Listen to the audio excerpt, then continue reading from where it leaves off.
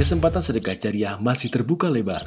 Salurkan sedekah jariah Anda melalui Bank Muamalat Indonesia 35300161716 atas nama Pondok Pesantren Tahkimus Sunnah Al-Islami, kode bank 147.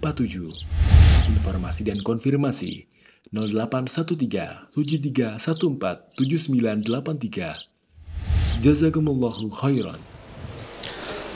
Assalamualaikum warahmatullahi wabarakatuh. Bismillahirrahmanirrahim. Innal hamdalillah wassalatu wassalamu ala Rasulillah wa ala alihi washabbihi wa man walah.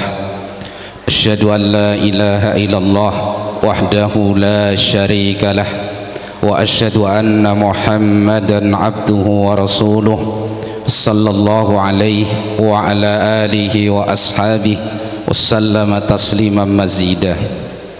Ya ayyuhalladzina amanu taqullaha haqqa tuqatih wa la tamutunna illa wa antum muslimun.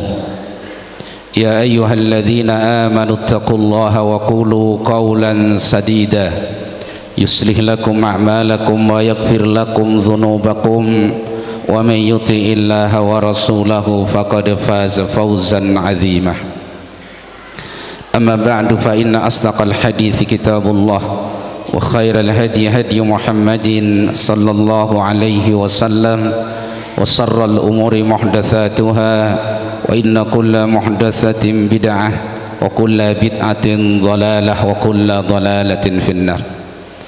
Allahumma 'allimna ma yanfa'una wanfa'na bima 'allamtana wa zidna ilman nafi'ah. Ma'asal ikhwah wal akhwat al muslimin wal muslimat rahimani wa rahimakumullah. Kembali Allah memberikan nikmat kepada kita untuk bisa bermajlis pada kesempatan malam hari ini. Mari kita manfaatkan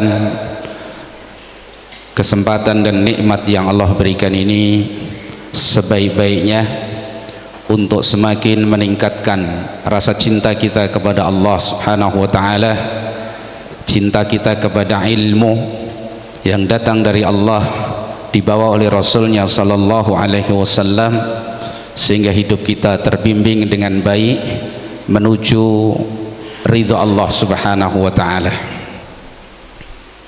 Baru saja kita mendapatkan kabar musibah, duka,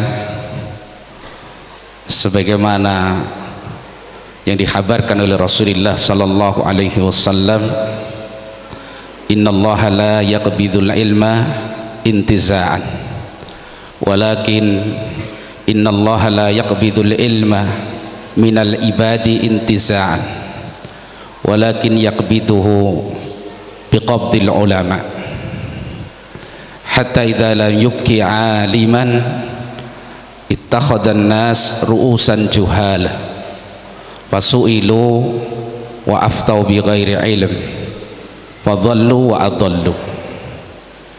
Sesungguhnya Allah Subhanahu wa ta'ala tidak mencabut ilmu dari hambanya ini dengan sekali cabutan, tetapi Allah mencabutnya dengan mewafatkan orang-orang yang berilmu, diwafatkannya para ulama, sehingga ketika Allah tidak tinggalkan di tengah manusia itu seorang alim, maka manusia ini mengangkat pemimpin-pemimpin yang bodoh, rujukan-rujukan yang tidak berilmu.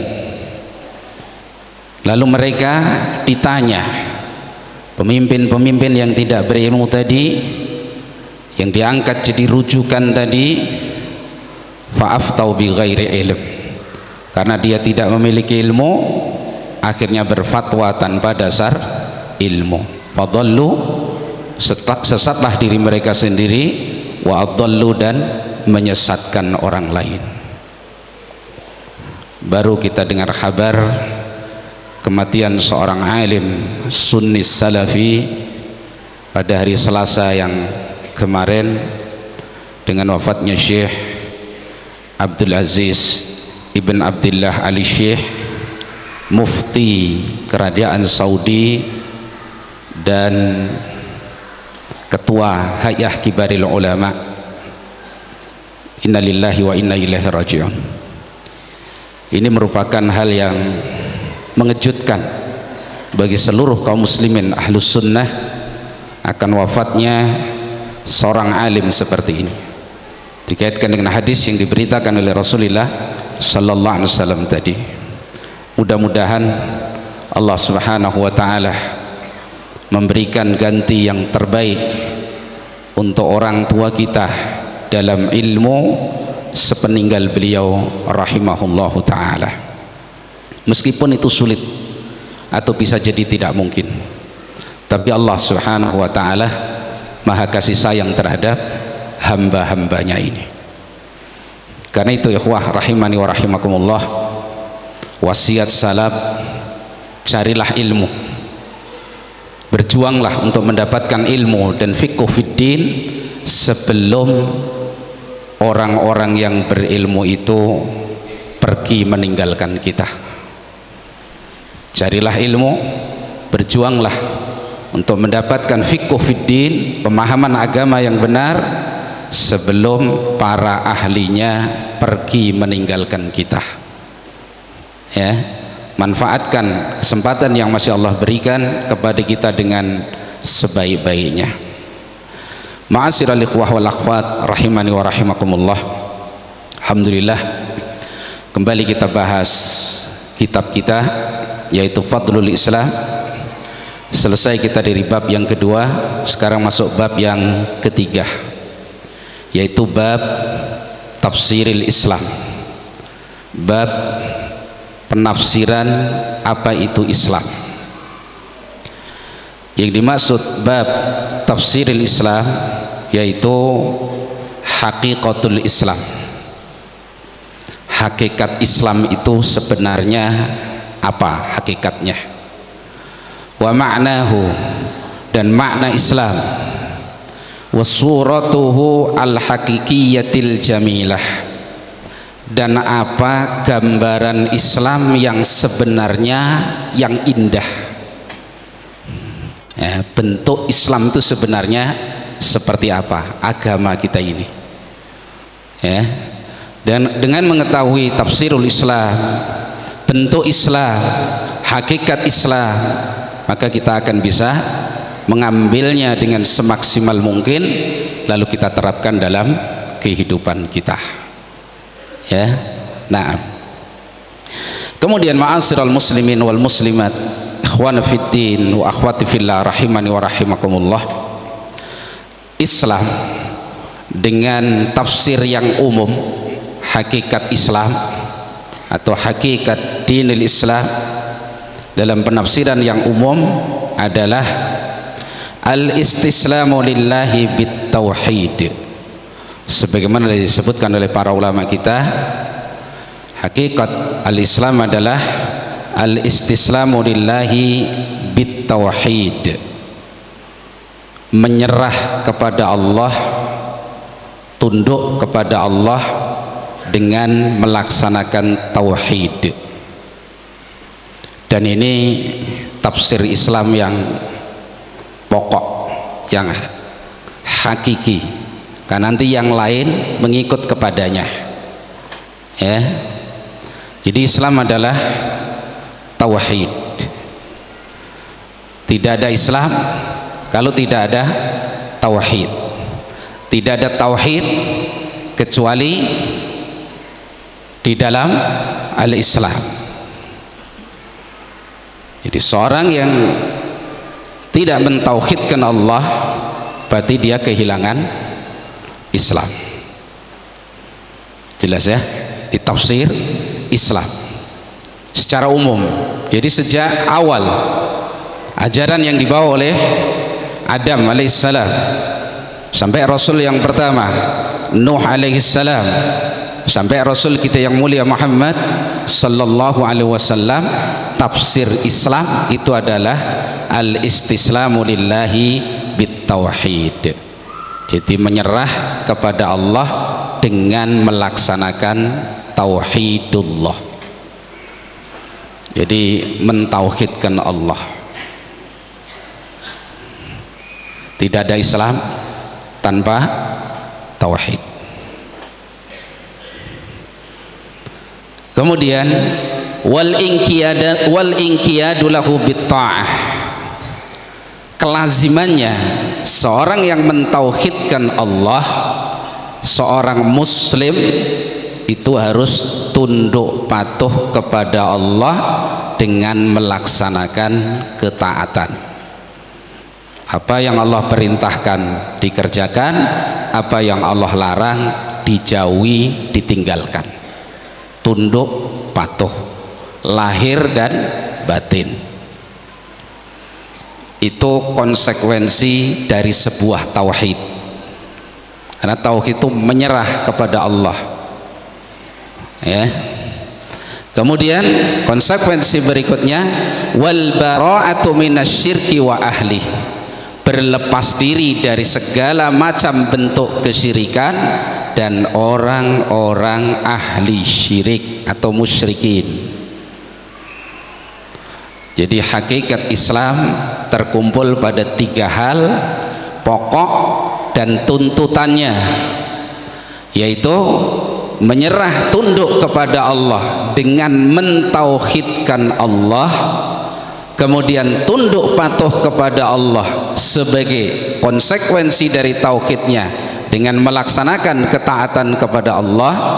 Kemudian tidak cukup di situ, harus berlepas diri dari lawan tauhid, yaitu dari syirik dan kaum musyrikin. Bisa difahami, ini hakikat tafsir Islam. Jadi sekali lagi, dinul Islam adalah dinut tauhid, agama tauhid. Kalau tidak ada tauhid, berarti tidak ada Islam. Enggak cukup pengakuan, ini harus diwujudkan. Kemudian tunduk patuh melaksanakan tauhid tadi dengan taat secara mutlak kepada Allah Subhanahu wa taala. Apa sudah cukup di situ? Belum. Harus berlepas diri dari segala macam bentuk kesyirikan dan orang-orang musyrik. Itu terkandung dalam la ilaha illallah. Tidak ada sesembahan yang hak kecuali Allah. Itu tauhid, itu Islam, itu tafsirnya seperti itu, ya. Nah, kemudian Islam dalam tafsir khusus, tadi tafsir umum. Islam dalam tafsir khusus, yaitu kalau diterjemahkan dengan tafsir umum tadi, al-istislamu lillahi bit-tauhid, tunduk menyerah kepada Allah dengan melaksanakan tauhid, mewujudkan tauhid dalam kehidupannya. Kemudian wal inqiyadu lahu bitta'ah, mewujudkan kepada Allah ketaatan, tunduk dengan taat kepada Allah zahiran, baik zahirnya maupun batinan ataupun hati batinnya.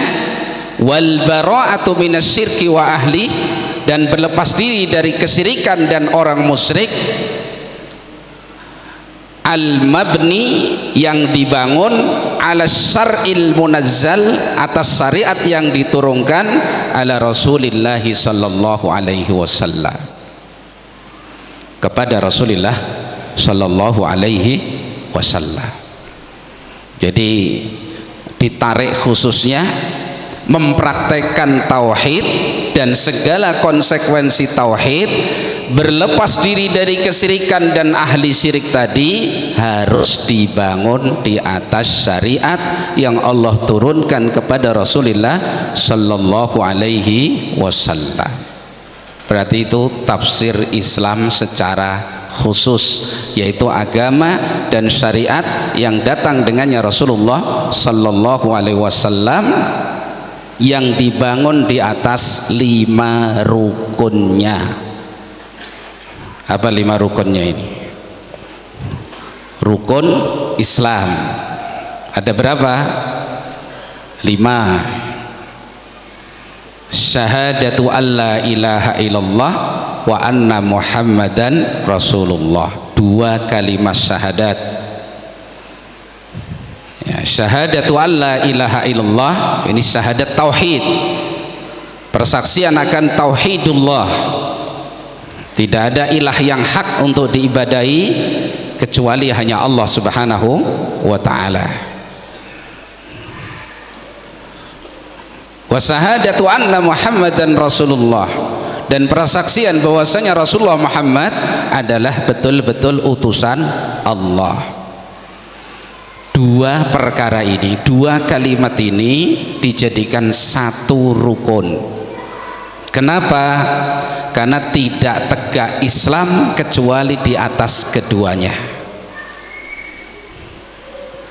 Tidak tegak Islam kecuali di atas dua kalimat ini, yaitu syahadatu alla ilaha illallah, yang kedua wa syahadatu anna Muhammadan Rasulullah.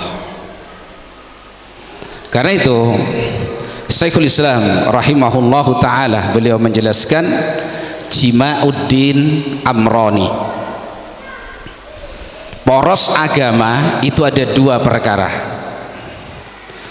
alla yu'bada illallah subhanahu wa ta'ala, tidak boleh diibadahi kecuali hanya Allah subhanahu wa ta'ala.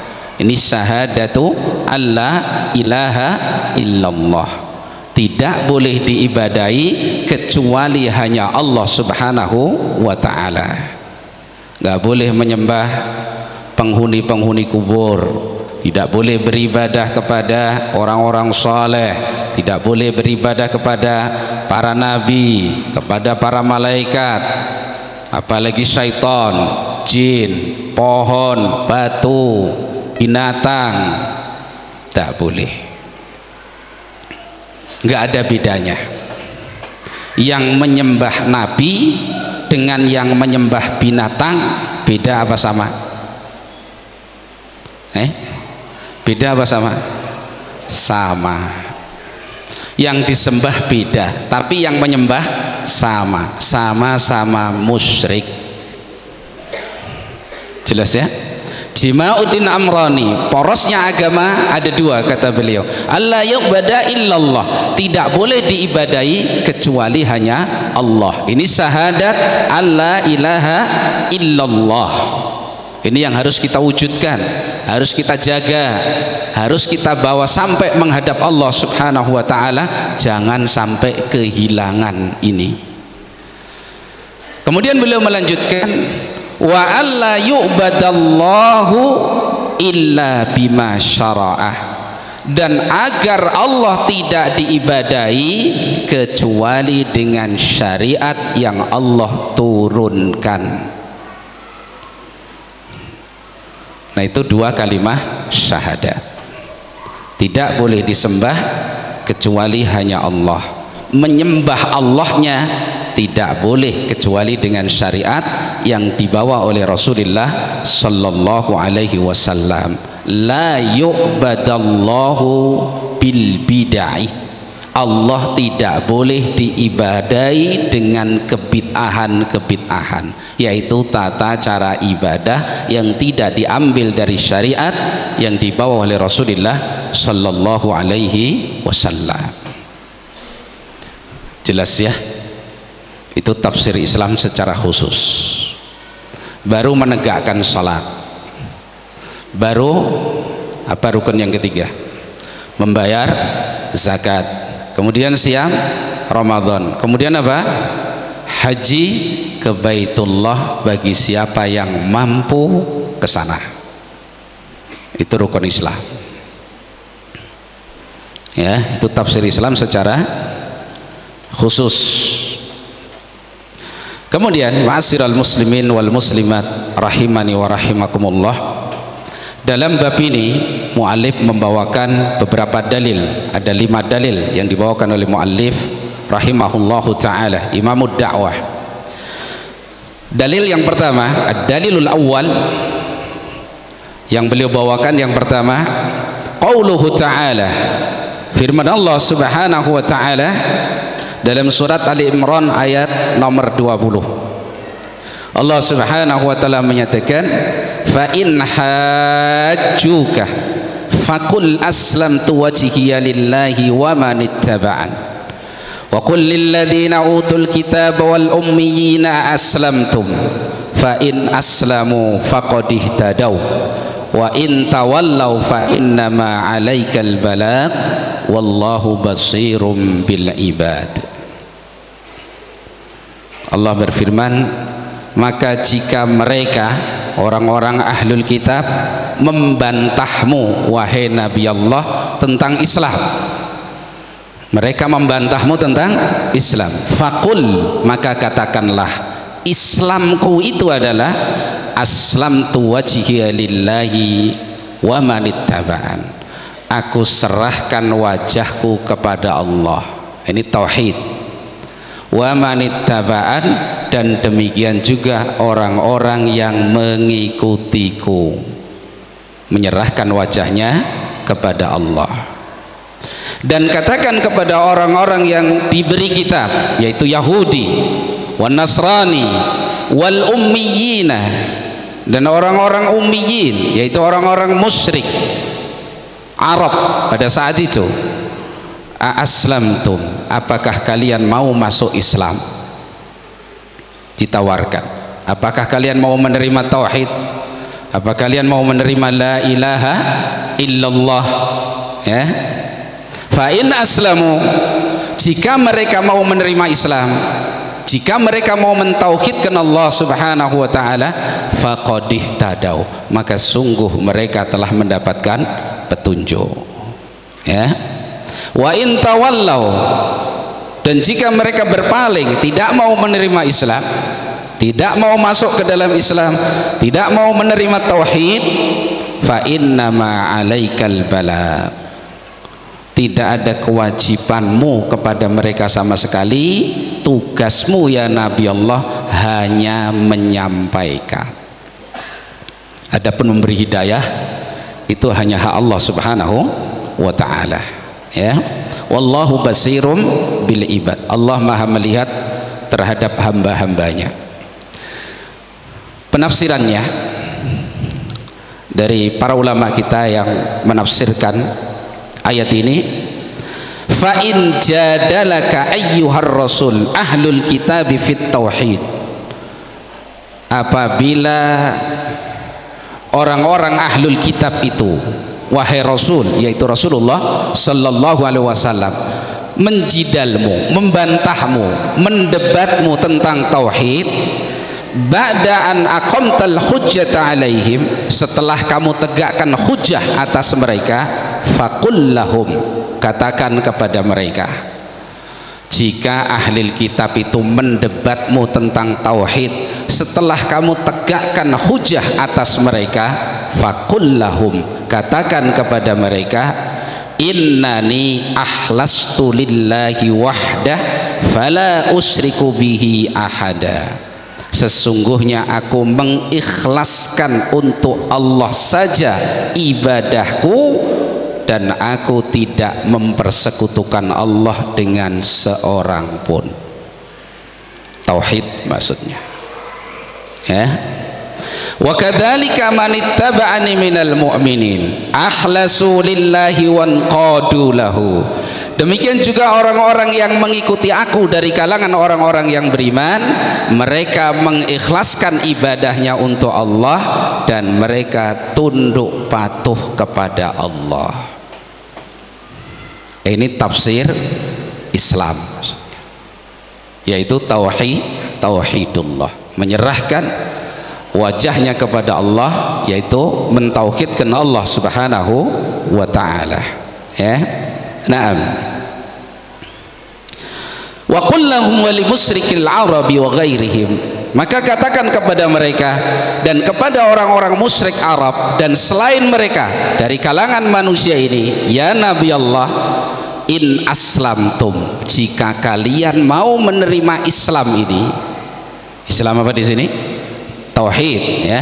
jika kalian mau menerima Islam ini, kalian mau meninggalkan sesembahan-sembahan kalian dari selain Allah dan memberikan ibadah hanya kepada Allah saja, yaitu mentauhidkan Allah subhanahu wa ta'ala,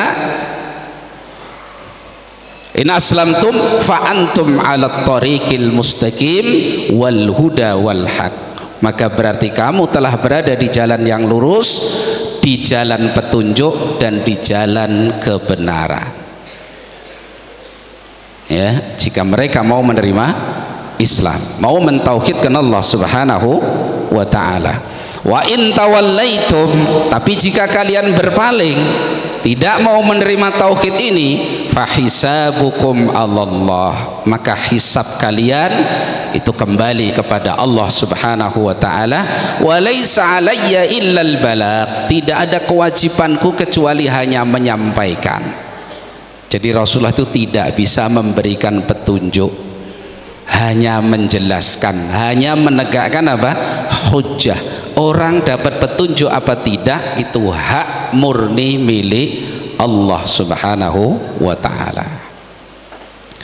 Maka demikian juga kalau kita berdakwah, menasehati, targetnya jangan orang harus dapat petunjuk, nanti kita putus asa dalam dakwah.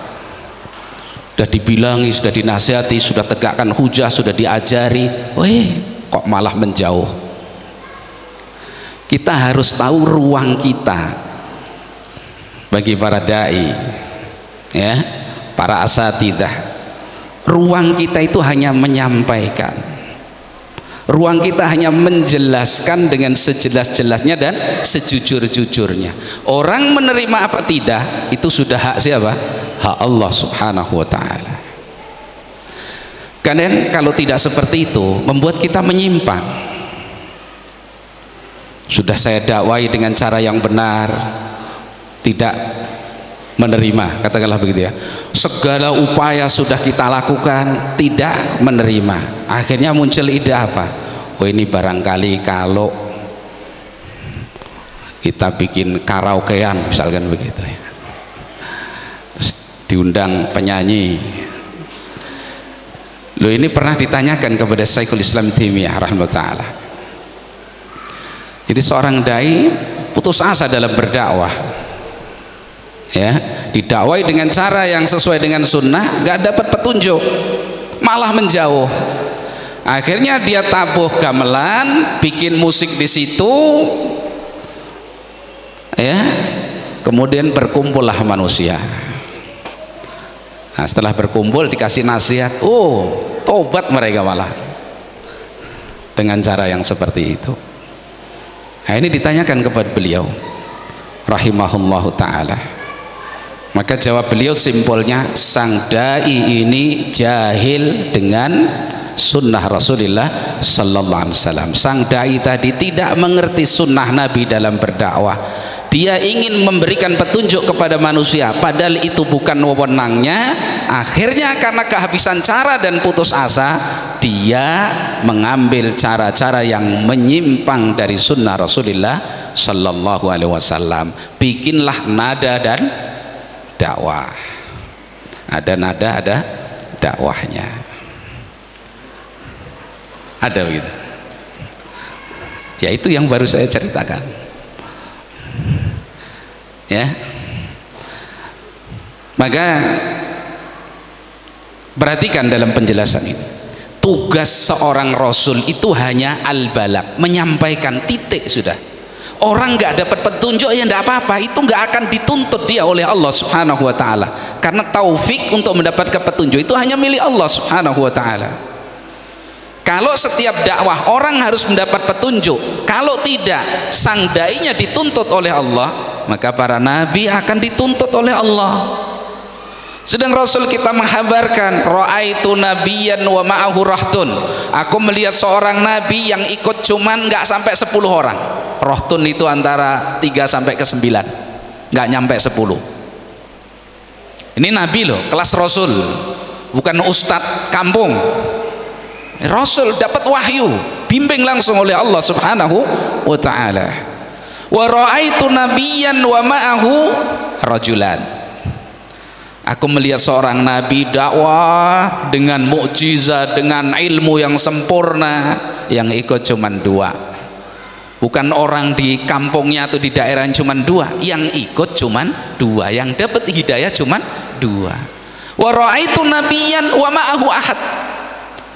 Kata Nabi, saya melihat seorang nabi pengikutnya cuman 1. Lebih parah lagi pada manusia ini, wa ra'aitu nabiyyan wa laisa ma'ahu ahad. Aku lihat seorang nabi, nggak ada satu pun yang mau menyambut dakwahnya. Yang salah para nabinya atau manusianya? Yang Allah hukum rasulnya apa manusianya? Manusianya, umatnya. Jadi sampaikan dakwah. Kalau pada titik kita sudah tidak mampu, jangan membuat kita menyimpang dari syariat Allah, mereka-reka jalan dakwah yang tidak pernah ada pada agama Rasulullah Sallallahu Alaihi Wasallam. Jelas ya? Nah ini kenapa perlu disebutkan begitu. Hari ini cara dakwah macam-macam ya, cara mendakwai macam-macam. Belum bicara yang didakwahkan, dai-dai yang mengajak manusia kepada kebodohan, dai-dai yang mengajak manusia jauh dari Allah, bermain-main dalam agama Allah Subhanahu wa ta'ala dengan sekian banyak cara yang mereka upayakan untuk menarik masa, baik dengan cerita-cerita yang hanya kosong atau mungkin cara-cara dakwah yang jauh dari tuntunan Rasulullah SAW, menjamur ya. Jadi fitnah tertahannya ilmu yang sebenarnya itu sekarang sudah terjadi, sampai banyak kaum muslimin yang tidak bisa membedakan mana yang hak dan mana yang batil. Sampai dukun yang nggak ngerti dari mana dia dapat ilmu itu ditokohkan. Ingat tadi hadis Nabi yang kita baca pertama kali, ketika di komunitas tersebut ilmu sudah dilupakan, si alim sudah tidak ada, Allah angkat, nggak ada si alim. Yang diangkat oleh manusia adalah apa? Tokoh-tokoh yang jauh dari ilmu. Fasu'ilu, ditanya, wa aftau bi ghairi ilmin fadhallu wa adhallu. Masya Allah ya. Ini fitnah di zaman kita sekarang ini. Nah, jadi walaisa alayya illal balagh, tidak ada kewajibanku kata Nabi kecuali hanya menyampaikan. Dah, sampaikan Islam apa adanya. Radhiya man radhi wa sahita man sahid. Yang ridha alhamdulillah, yang marah ya sabar. Gak usah diremeng-remengkan Islam itu, udah sampaikan aja. Diterima alhamdulillah, kalau enggak ya sudah. Gak mampu kita, barangkali orang lain mampu. Ya. Kita dakwai seorang tidak mendapatkan petunjuk melalui dakwah kita, padahal kita rasa kita ini sudah paling fasihnya orang misalkan, ya barangkali dengan teman kita Allah berikan petunjuk melalui dia. Nah begitu ya.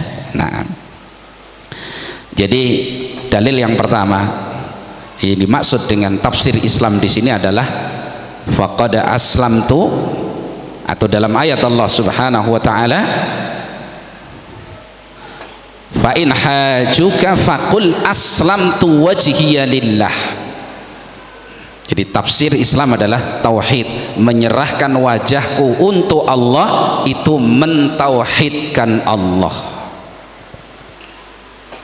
ya, memberikan ibadah hanya kepada Allah Subhanahu wa ta'ala.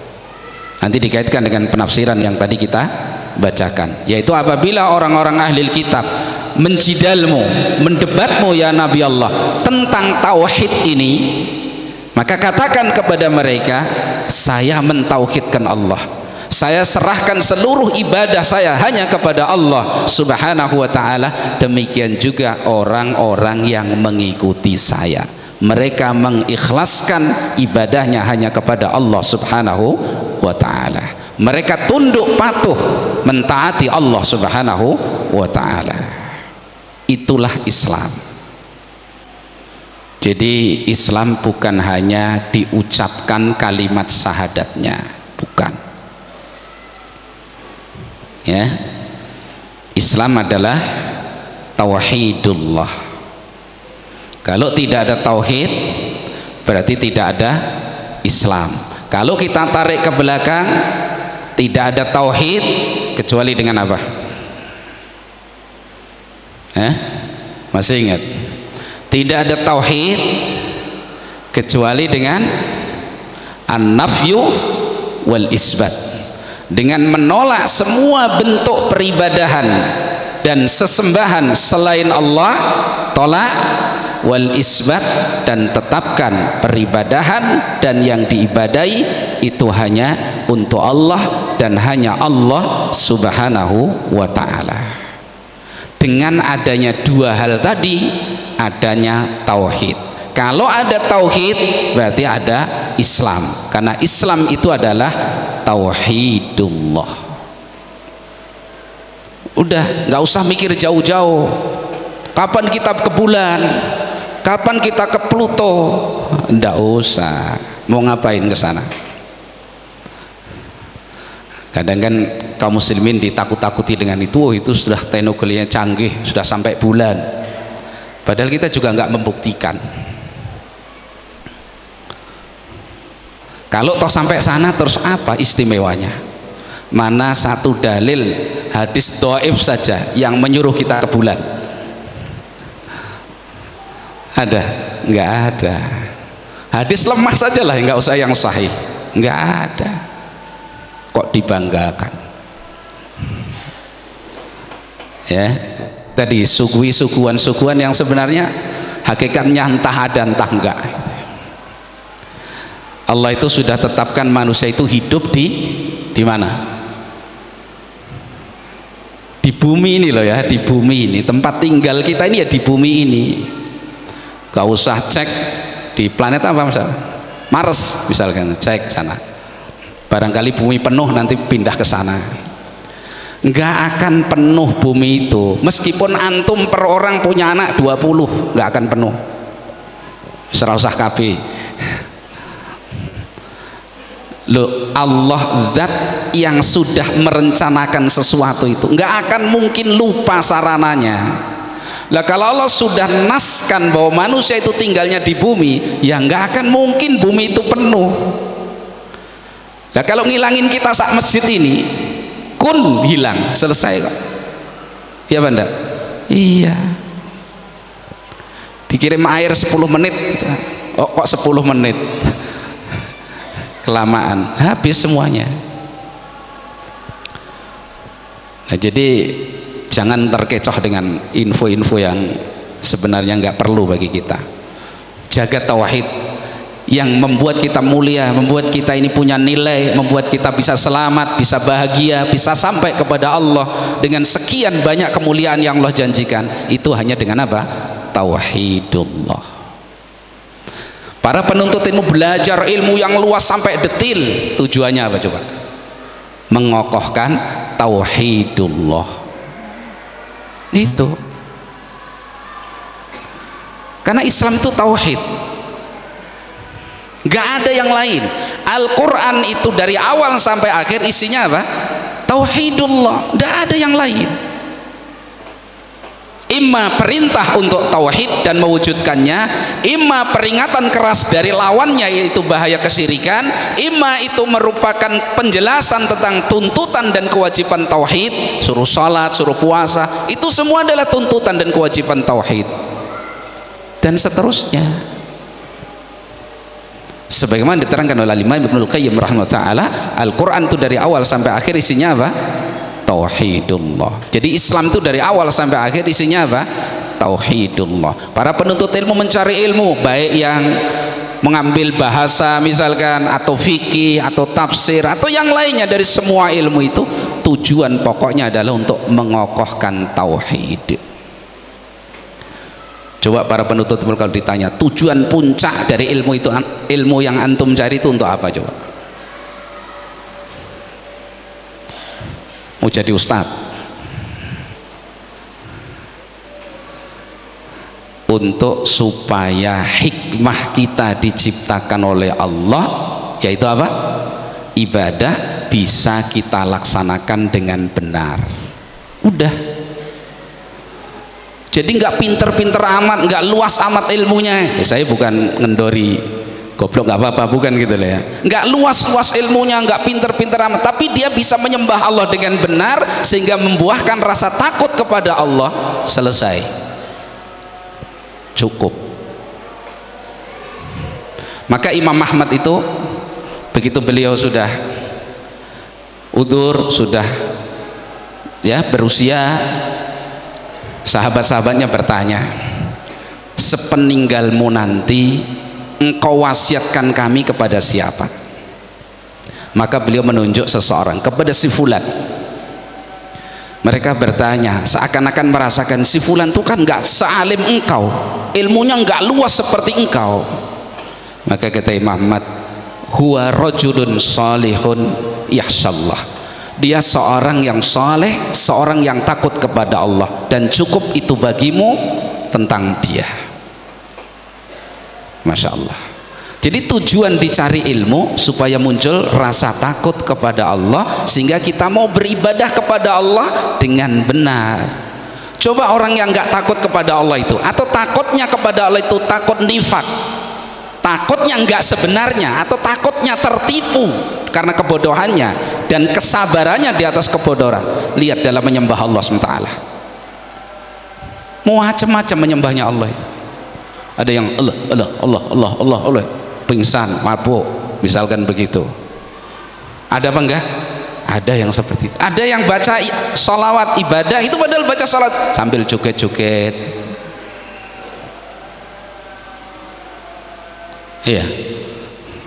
Dan banyak sekali contoh yang lain. Baik. Jadi tafsir Islam yang pertama yang terkandung dalam dalil yang pertama adalah Islam itu adalah tauhid. Ada tauhid berarti ada Islam, enggak ada tauhid berarti tidak ada Islam, ya.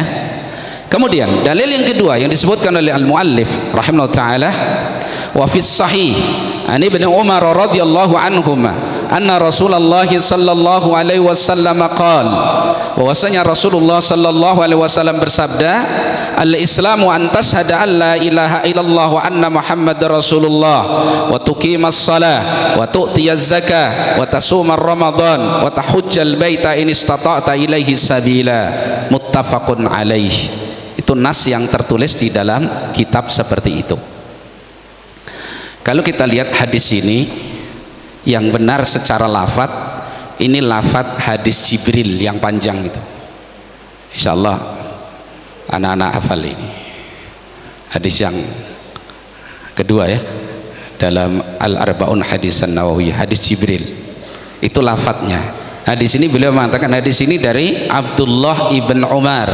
Ya, kalau hadis Jibril dari siapa? Dari Umar. Berarti yang benarnya adalah lafadz hadis Jibril dari sahabat Umar, bukan Abdullah ibn Umar. Kemudian riwayatnya riwayat Imam Muslim, bukan muttafaqun alaih. Ini paham dari beliau, ya.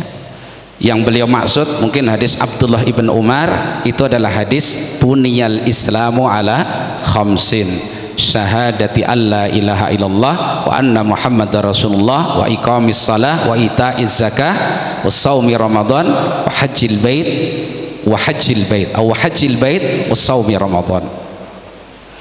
Itu yang hadis Abdullah ibn Umar, meskipun maknanya sama, ya. Nah hadis ini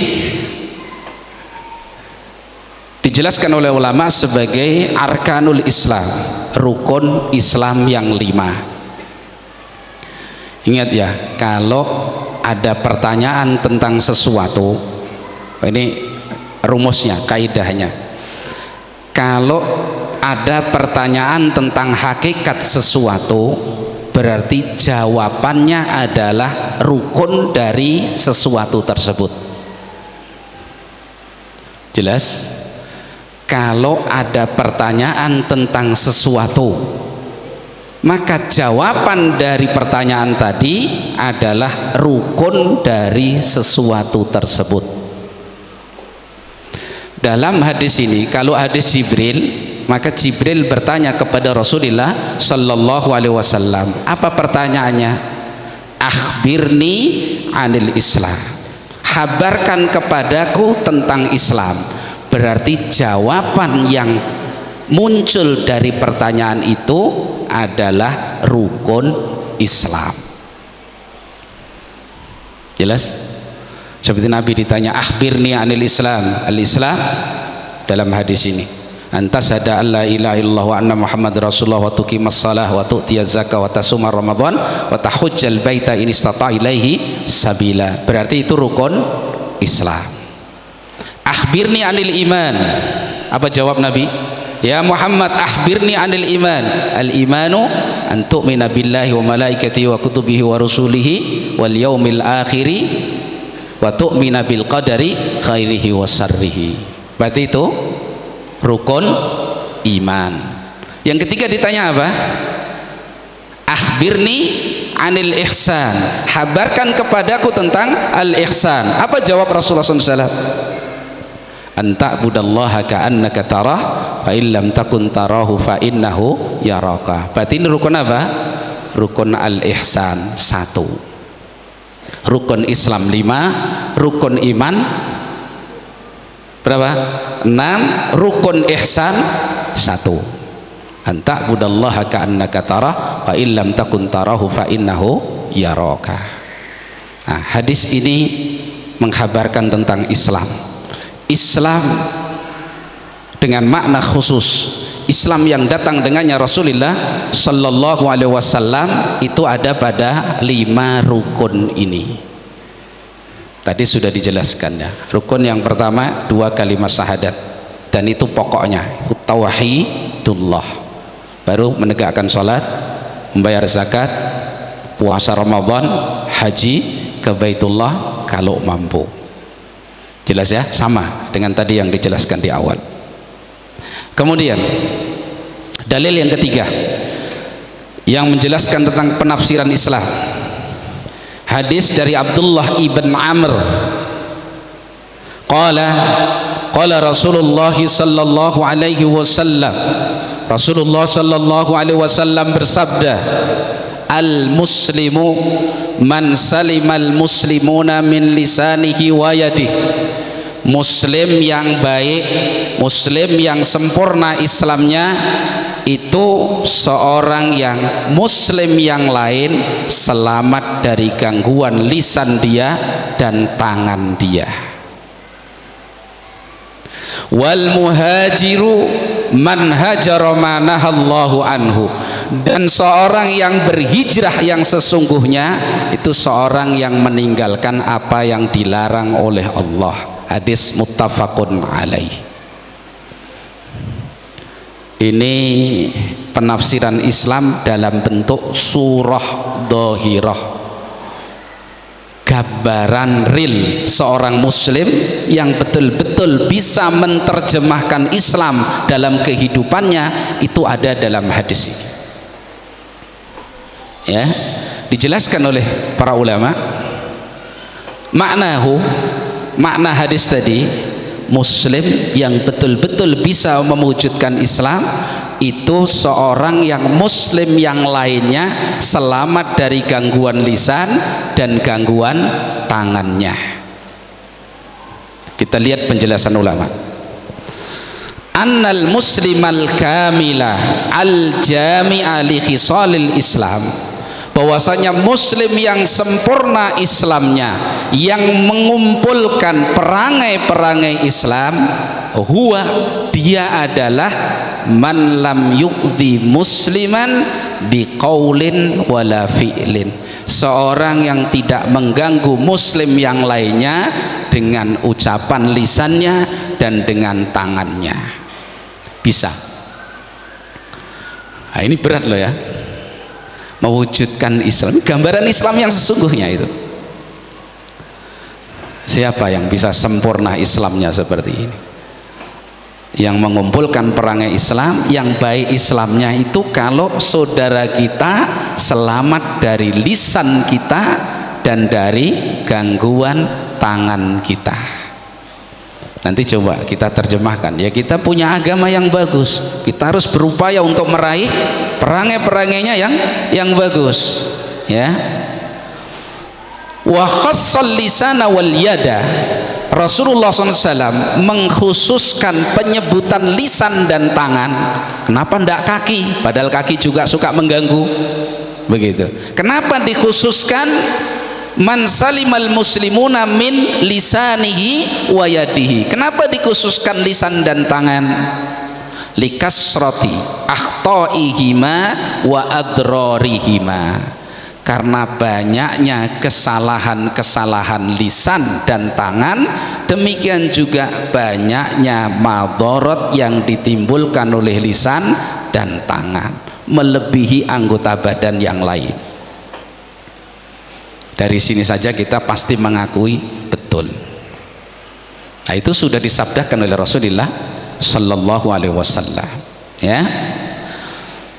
Fa inna mu'dhamas sururi tasduru anhuma. Karena mayoritas keburukan itu yang ada di kalangan manusia itu bersumber dari sebab apa? Lisan yang buruk dan tangan yang jahat. Sampai huru-hara yang besar barangkali merambah sebuah negara kadang-kadang dengan apa? Dosa lisan.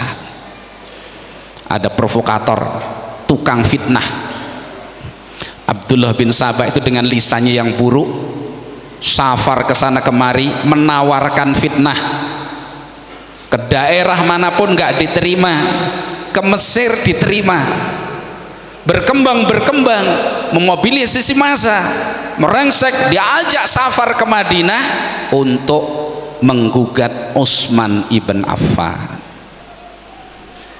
sampai berakhir dengan pembunuhan Khalifah Rasyid Utsman ibn Affan dari lisan provokator Abdullah ibn Sabah. Masya Allah, lisan. Jadi kebanyakan kejelekan yang terjadi di tengah-tengah manusia itu disebabkan oleh buruknya apa? Lisan. Rasulullah SAW pernah datang seorang kepada Nabi SAW, lalu dia mengatakan, ya Rasulullah, idni wa aujis, beri aku nasihat dan ringkaslah nasihat itu ya Rasulullah. Qala idza kumta fi salatika fasalli salata muwaddi'in. Kalau kamu berdiri melakukan salat, salatlah seperti orang yang pamitan mau mati, sehingga sholatnya khusyuk, karena itu sholat terakhir, habis ini saya mati, mau pergi, pamit, amalan terakhir tinggal sholat tersebut. Lah kalau kita ini sholat berdiri, ikuti wasiat Nabi tadi lah ya, jika kamu berdiri dalam sholatmu, sholatlah seperti orang yang mau pamitan, habis ini nggak bisa sholat lagi, saya ini sholat terakhir, maka kita akan perbaiki sholat kita dengan sesempurna mungkin. Tapi kalau sholatnya sholat orang yang sudah capek tapi belum capek menghayalkan dunia, yang ngeflay dia sholatnya. Ngeplay apa ngeflay? Dua-duanya sama. Itu.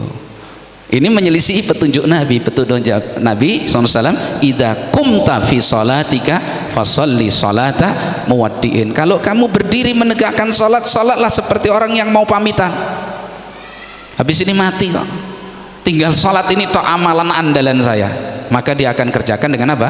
Sebaik-baiknya. Wasiat yang kedua, nasihat yang kedua, Nabi katakan, wala tatakallam bikalamin ta'tadiru minhu ghadan. Jangan kamu melepaskan satu ucapan, satu kalimat yang nanti kamu akan sibuk mencari udzur besok. Karena ucapan itu kalau sudah lepas, dia yang memiliki kita, bukan kita lagi yang memilikinya. Maka hati-hati dalam berbicara. Kadang satu dua kata menyebabkan dua orang yang bersaudara bertengkar. Kadang satu dua kalimat menyebabkan suami istri cerai, rumah tangga goncang. Rumah tangga Rasulullah SAW yang suci itu goncang, sempat goncang dahsyat gara-gara kalimat yang dilontarkan oleh orang-orang munafikin. Bahaya lidah. Man kana yu'minu billahi wal yaumil akhir falyakul khairan aw liyasmut. Barang siapa beriman kepada Allah dan hari akhir, hendaklah dia ucapkan ucapan yang baik. Kalau nggak bisa bicara baik, diem. Diem dalam hadis ini pakai somata. Di sana ada sakata. Sakata juga diem, somata juga diem. Tapi as-samtu itu diem karena dia memang sengaja untuk diem, bukan berarti nggak bisa bicara. Kalau sukut bisa jadi orang ini nggak mampu ngomong, makanya dia diem. Tapi kalau somtun itu dia mampu berbicara, jelas kalau dia berbicara, tapi dia tahan pembicaraan itu karena dia ngerti pembicaraan tadi bermadharat. Falyakul khairan aw liyasmut. Ya, tahan lisan itu. Dijelaskan ini, penting kita bacakan. Jadi kebanyakan kejelekan dan madharat itu muncul dari sebab apa? Lisan dan tangan. Lalu fal lisanu yakdzib. Contoh, lisan itulah yang berdusta. Kalau dusta apa yang dipakai? Lututnya berdusta, punggungnya berdusta, atau apa yang berdusta? Lisan.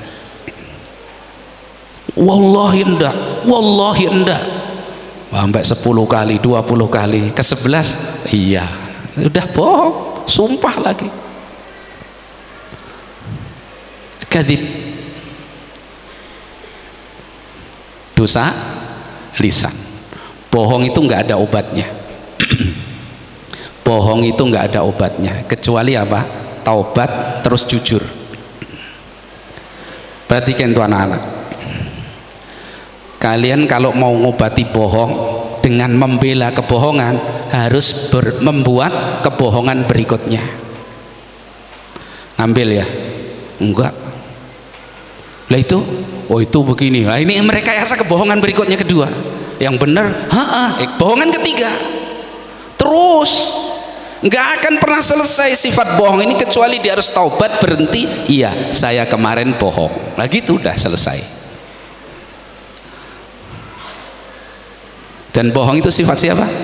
Mukmin atau munafik? Munafik. Jadi yang bohong lisan. Wal lisanu yaghtab, dan lisanlah yang melakukan ghibah. Siapa yang ghibah itu?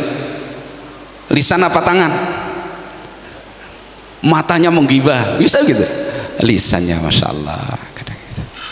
Ya, selesai Ramadan, Idul Fitri, seakan sudah bebas, ziarah ke tetangga atau kemana itu, wis ghibah di situ, sampai mulutnya berbusa, uratnya tegang, matanya memerah, semangat begitu. Lu pulang ya kok bisa makan banyak, tidur nyenyak, gemuk. Lu gak ada makhluk aneh seperti ini. Padahal dia menggibah sesemangat itu, dosa lisannya gitu loh. Minum pil apa itu kira-kira? Gak bisa kita. La haula wala quwata illa billah. Ini orang yang bangkrut. Rasulullah SAW pernah bertanya kepada para sahabat, mal muflis, siapa orang yang bangkrut itu? Qalu al muflisu fina man la dirham lahu wala mata. Ya Rasulullah, orang yang bangkrut menurut kami itu yang nggak punya harta, nggak punya perbekalan, nggak punya saldo, wis bangkrut. Ya, bekal yang tersedia instan nggak ada, saldo simpanan juga nggak ada, bangkrut. Ini kata para sahabat. Lugu polos, ya begitu orang bangkrut, nggak punya apa-apa kok. Qala sallallahu alaihi wasallam, Rasulullah SAW bersabda, al muflisu fi ummati man ya'ti yaumal qiyamah bi salatin wa siyamin wa zakatin wa ya'ti qad satama hadza wa sabba hadza wa qadhafa hadza wa akhadha mala hadza wa daraba hadza wa safaka dama hadza fa ukhidha min hasanati fa ukhidat lihada min hasanatihi walihada min hasanatihi walihada min hasanatihi fa in faniyat hasanatuhu qabla an yuqdama alaihi ukhidat min sayyiatihi faturiha alaihi summa turiha finnar. Masya Allah. Orang yang bangkrut dari umatku, kata Nabi, orang yang nanti datang ke hari kiamat membawa salat. Berarti salat dia diterima enggak? Diterima. Berarti ini ahli sunnah apa ahli bidah kira-kira?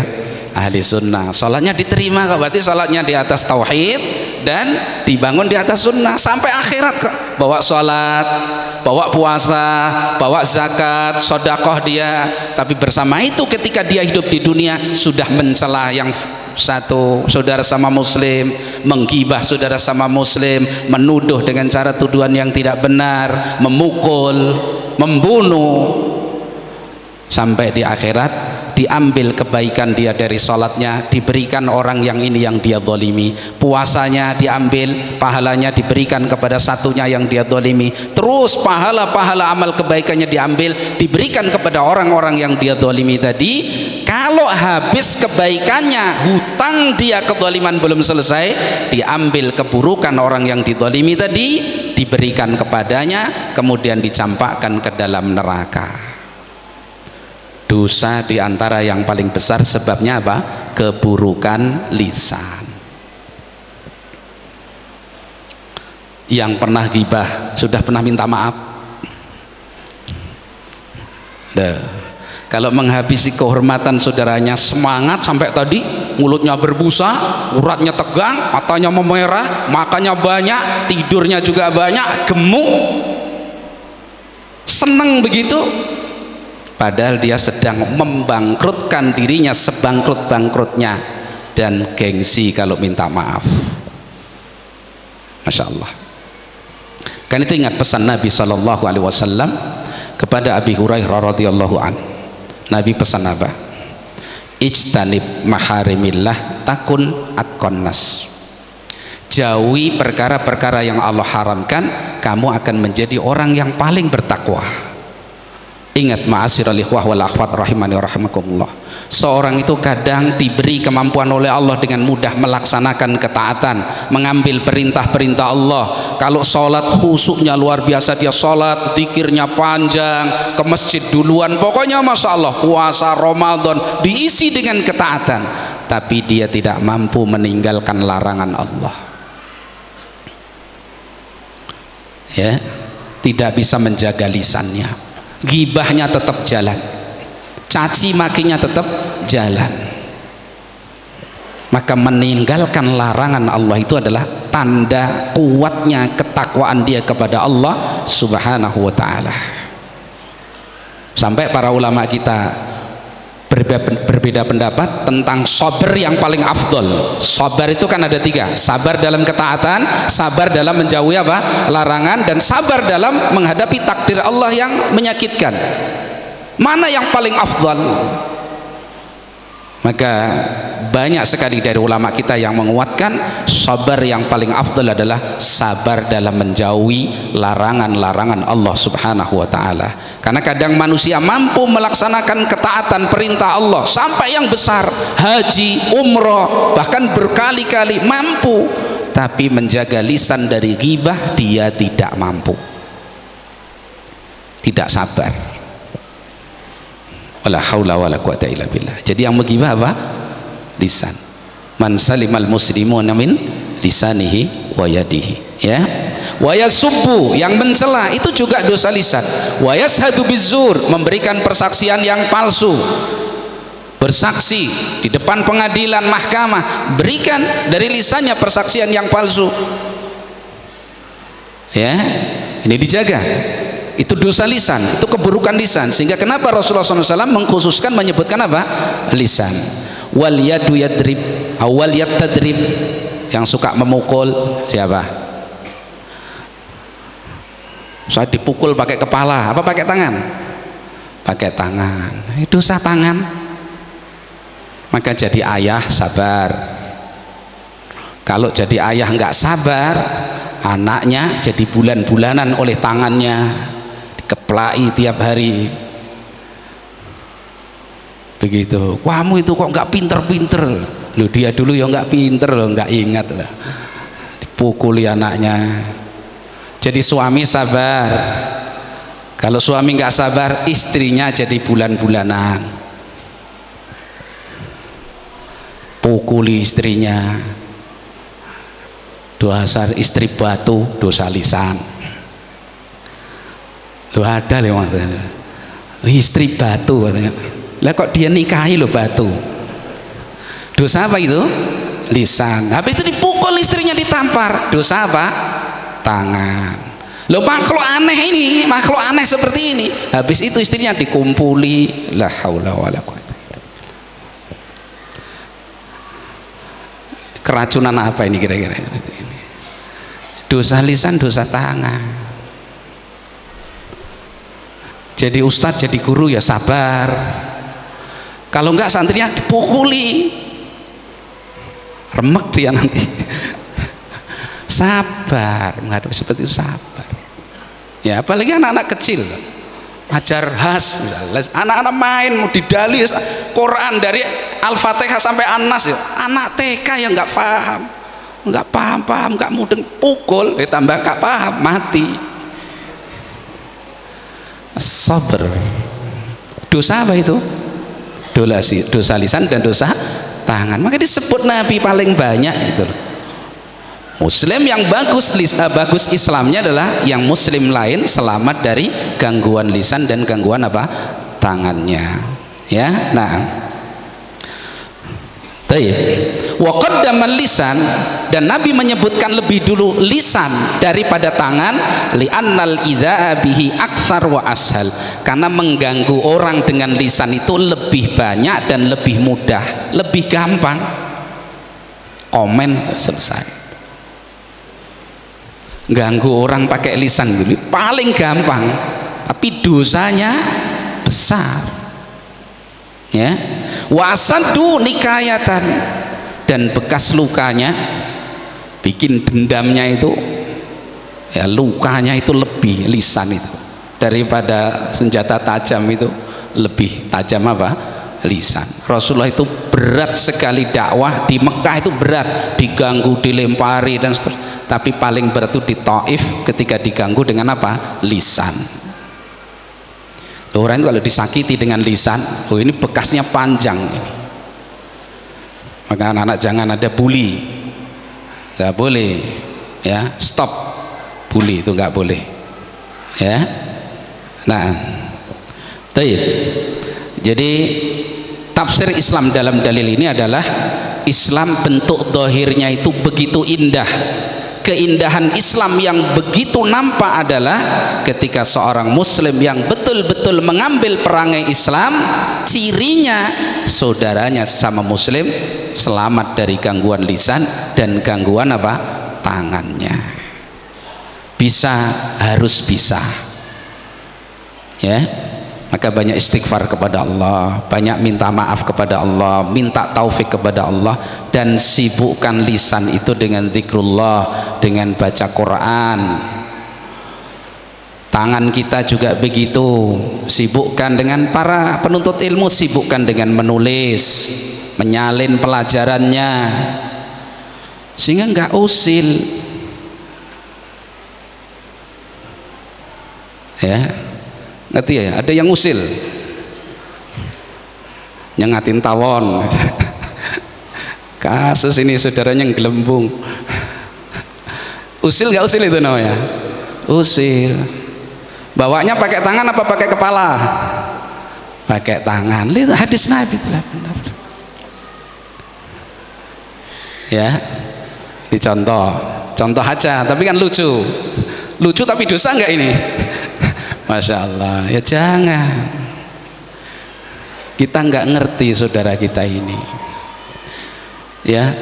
Makanya misalkan kadang loh, kita ini ngajar penghapus, kalau emosi ya sana itu dijelaskan malah tidur, misalkan emosi, ambil penghapus dilempar, kita nggak ngerti. Kalau Allah takdirkan mati dengan lemparan penghapus kita tadi, apa nggak panjang urusannya?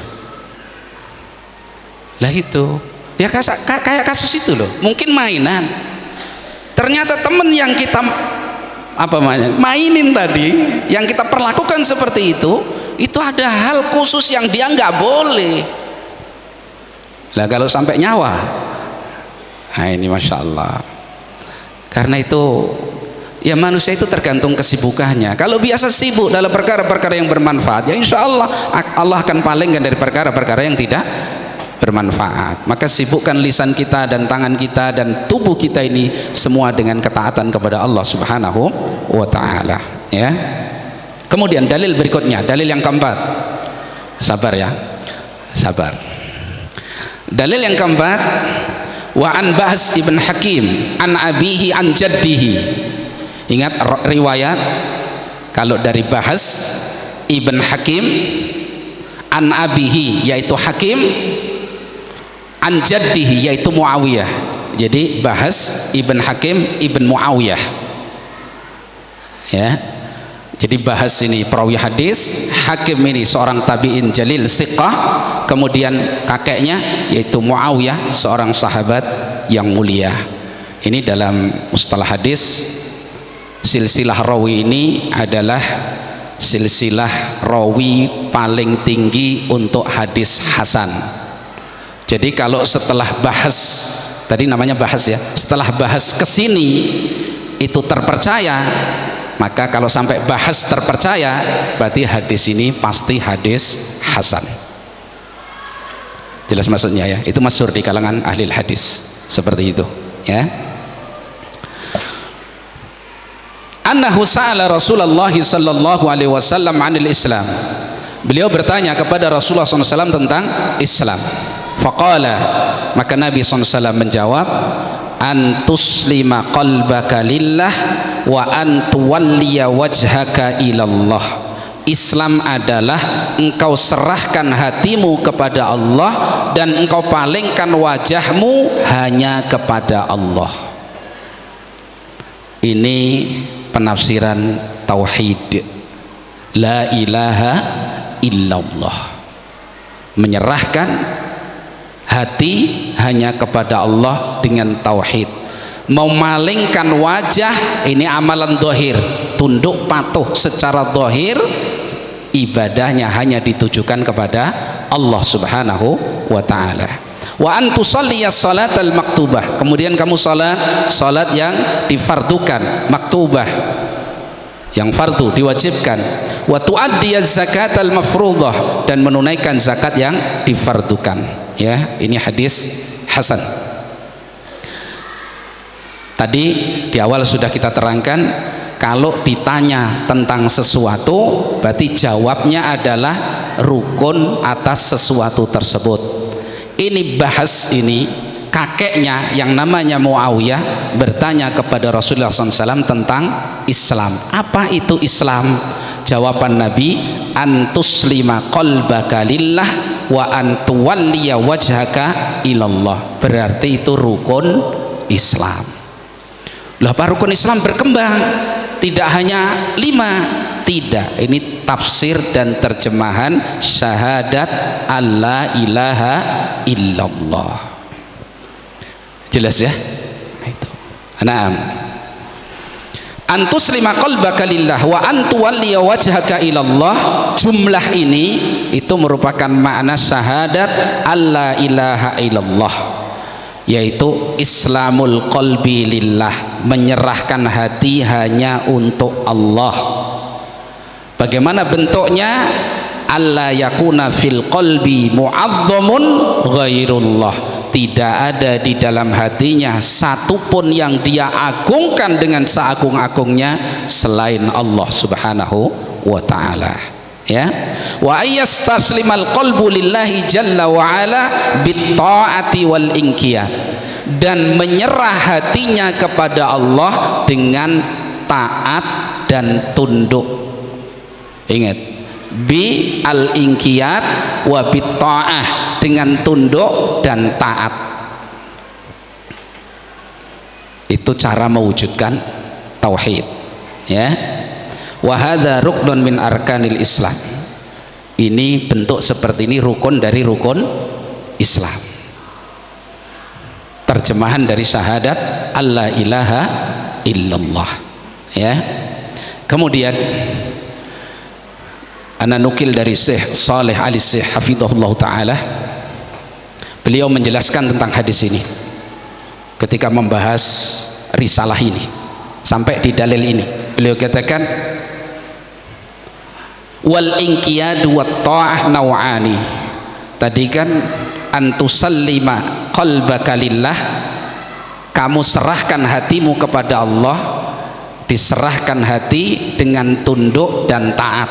Berarti bahasa Arabnya al-inqiyad wat ta'ah, tunduk dan taat. Lalu beliau katakan wal inqiyadu wat ta'atu naw'ani, tunduk dan taat itu ada dua macam. Ya, ini dipahami baik-baik, ini muhim nanti kaitannya dengan hadis ini. Inqiyadun wa ta'atun fil qalbi, satu, tunduk dan taat yang ada di dalam hati, jadi hatinya tunduk dan taat, itu satu. Wangqiyadun wa ta'atun fil zahir, tunduk dan taat dalam zahir, dalam praktek amaliyah zahir. Jadi tunduk dan taat di dalam hati, tunduk dan taat dalam amal zahir. Lalu beliau jelaskan, ini poin yang ingin kita sampaikan, yang kita katakan penting tadi. Walladhi huwa ruknul Islam huwal inqiyadu wat ta'atu fil qalbi. Dan yang menjadi rukun Islam, yang Islam itu ada dengannya, tanpanya tidak ada Islam, itu adalah ketundukan dan ketaatan hati, bukan lahir.